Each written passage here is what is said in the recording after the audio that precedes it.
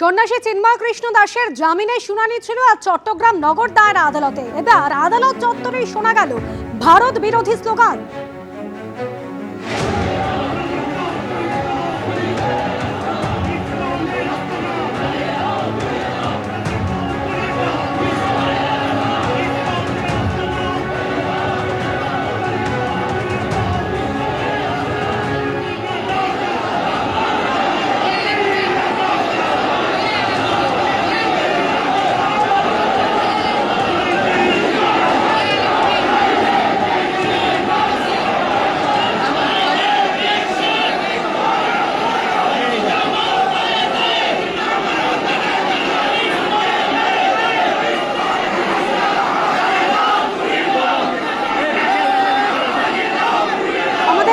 অর্ণব মুখোপাধ্যায় সরাসরি রয়েছেন আমাদের সঙ্গে। অর্ণব, এর আগে একাধিক কট্টরপন্থী মৌলবাদী নেতার মুখে এই ভারত বিরোধী স্লোগান শোনা গিয়েছিল, আর এবার আদালত চত্বরে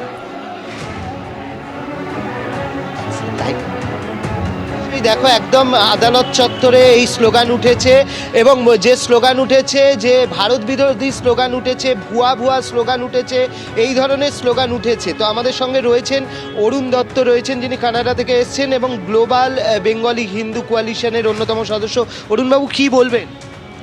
তারা যারা বলছে ভুয়া ভুয়া, কেউ ভুয়া না, সবাই ওখানকার উকিল এবং রিকগনাইজড উকিল, তাদেরকে ভুয়া বলে সম্বোধন করা হচ্ছে, ভারত বিরোধী স্লোগান দেওয়া হচ্ছে।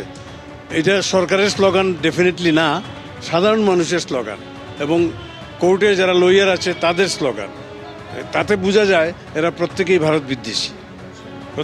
বিদ্বেষী। এবং চিন্ময়বাবুর ব্যাপারটা যেটা আছে, চিন্ময়বাবু তো কোনো আমাদের দৃষ্টিতে কোনো অন্যায় করেনি। সে আন্দোলন করতেছিল আমাদের অধিকারের জন্য। অধিকারের আন্দোলন কোনো সময় এটা অন্যায় হতে পারে না, বা কোনো আইনে এটা পানিশেবল না। বাট তাকে বন্দি করা হয়েছে, এখন তাকে বেল দেওয়া হচ্ছে না। তার পক্ষে যারা লয়াররা বেল প্রসিডিং করতে আসছে কোর্টে, তাদের বিরুদ্ধে কেস দিয়ে দেওয়া হয়েছে। 62 জন উকিলের বিরুদ্ধে কেস দিয়ে দেওয়া হয়েছে। তারপর ডেট পিছিয়ে দেওয়া হলো, আজকে ডেট ছিল, আজকেও বেল দেওয়া হলো না। তারপরে এই ভারত বিরোধী স্লোগান, এটার সাথে এটা কোনো সম্পর্ক নাই। আমাদের লোকজন যারা ওখানে আন্দোলন করতেছে, আমাদের অধিকারের জন্য আন্দোলন করতেছে, যেটা আমাদের সাংবিধানিক অধিকার। তারা আমাদেরকে, যেহেতু আমাদের পরিচয় হিন্দু, আমরা রিলিজিয়াস মাইনরিটিস, এইটাই আমাদের পরিচয়, তারা আমাদেরকে মনে করে আমরা ভারতের দালাল। অবশ্যই দেখতে পেলে যে এইরকমভাবে একটা স্লোগান দেওয়া, সেই স্লোগান দেওয়া আজকে এদের দুপুরে আলাদাভাবে প্রেস কনফারেন্সও রয়েছে, এবং সেখানে তারা এই বিষয়টাকে তুলবেন যে কেন ভারত বিরোধী স্লোগান।